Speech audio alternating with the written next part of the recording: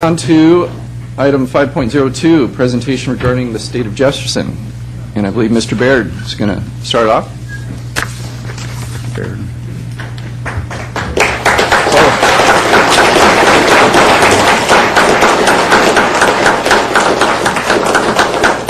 Chairman, ladies and gentlemen, thank you for having me here today. Oh, these are good microphones. I can stand up straight. Patrick Henry said that I have only the light of experience to guide my feet. And John Adams also said that experience is the oracle of truth.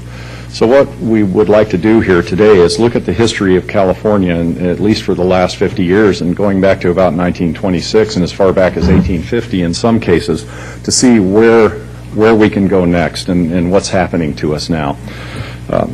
What we propose with the state of Jefferson is an Article 4, Section 3 state split in the United States Constitution. It's a fairly simple process, not easy, but simple.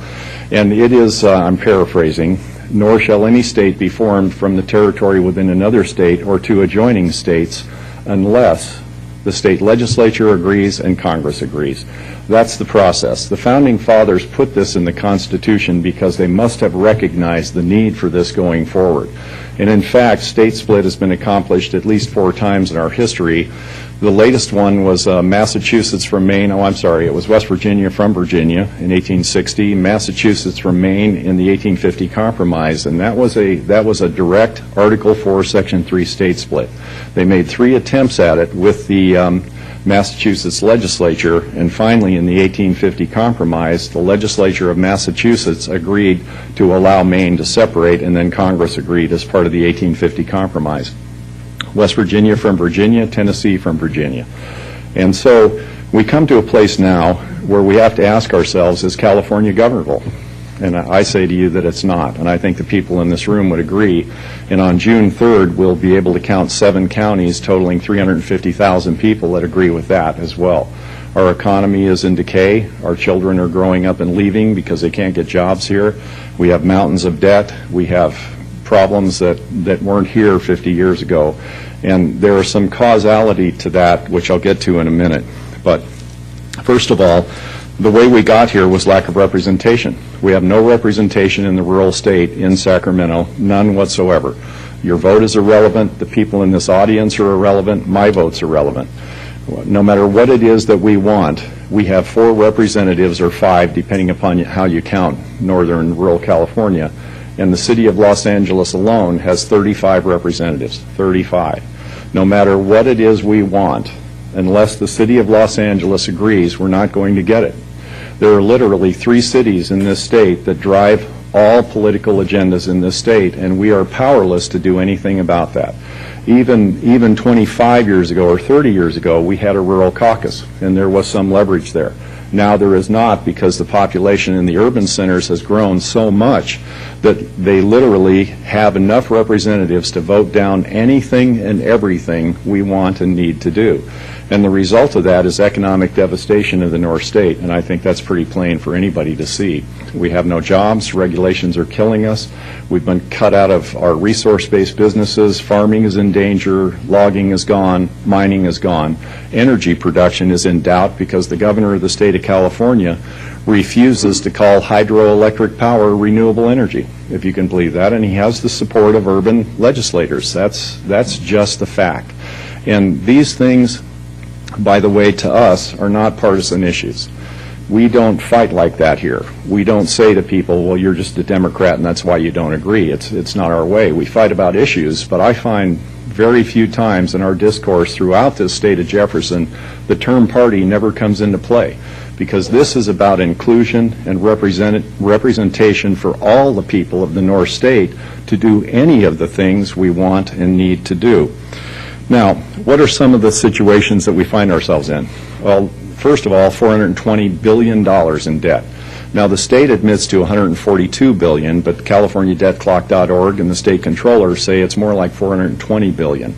The Los Angeles Times and the state controller, and there was another investigative counsel, has determined that we're somewhere around $890 billion in unfunded liabilities. And that shows no sign of slowing down. It can't possibly, because the conditions on the ground and the situations in which we find ourselves are ongoing, and they're ongoing in the same way, doing the same thing. We have a $14 billion deficit this year alone. The governor says the budget's balanced, but the state controller does not agree. And the last $4 billion was in 1 month alone. We have laws like CARB. Is anyone here okay with CARB? Are any of the people okay with CARB?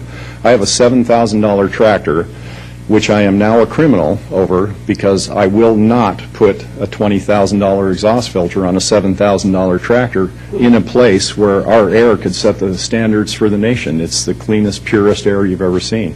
The EPA was just caught lying about all of the data regarding particulate emissions and their link to chronic disease or early death. All of it was a fib. And yet, CARB is still in process, enacted. Next year, when CARB starts attacking fuel prices, what will these people do here? What will the people in this room do when diesel hits $5 a gallon and when gasoline hits $4.75 a gallon or $5 a gallon?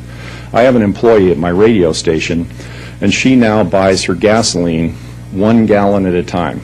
1 gallon at a time. When the price hit $4 the other day, she sat in the middle of the floor and cried because now she can't even afford the gallon. And this gal makes enough money to pay her rent. She had a decent life before some of these regulatory processes, the increases in FICA and FUTA and CARB and some of the other things, started attacking our ad revenue and her salary directly. And this is all in the name of saving the environment, saving the North State. If they save us any more, we'll all be gone because we'll all be broke. Also, we have the destruction of public domain, public lands. For example, the spotted owl was the end of the logging business in Northern California. Now, why was that? If you go out in the forest, and this is a regulation that most wildland biologists have to adhere to, and you hoot for an owl and you hear the owl, he doesn't have to live there, you don't have to see him. That 500 acres is an activity center and it's off limits to logging because Class A habitat, which was formulated on the Olympic Peninsula in the rainforest, cannot be duplicated in California. Now, if you go down the road and you hear another owl, that 500 is off limits. Well, you don't know. You could be chasing the same owl all day long. But yet those activity centers are off limits to logging. When I drove through the Shasta National Forest and the Klamath National Forest and that green and beautiful place, you know what I saw? I saw a dangerously overstocked forest. I saw a forest with very small trees, much too densely packed.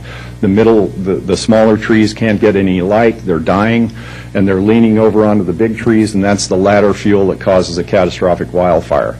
What is the carbon footprint of a catastrophic wildfire? It's 745 cars running for 1 year per acre burned. So I suggest that's probably not a good policy.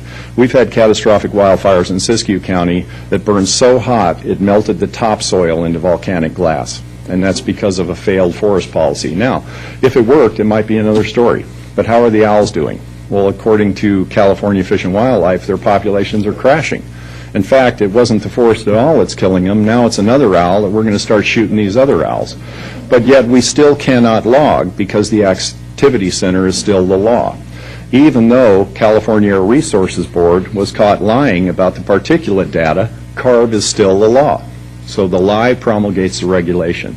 We literally have 800 laws per year that come out of Sacramento, and I can't think of a single one that does anything except make my life more difficult and more expensive in the lives of the people in this room. High-speed rail, Prop 13, the destruction of Prop 13, the potty law. I could go on and on and on, but I think you get the point. So how did we get to this point? And that is Sims versus Reynolds. It's a basket of cases that started in 1964 in the Warren Court, and the Warren Court used a principle that was used an argument very popular in the 60s called the living document principle. The Constitution is a living document. We're modern people. The founders were old people. We know more than they do. We need to alter that document adaptively as we go along to fit the changing times. There are only two problems with that argument. Number one, it's not true. What part of vague is Congress shall make no law? What part of, how vague is shall not be infringed? The Constitution is not a living document because the Constitution was not meant to protect us from changing times. It was meant to protect us from the good intentions of well-meaning tyrants. And that it would do very well, provided we left it alone.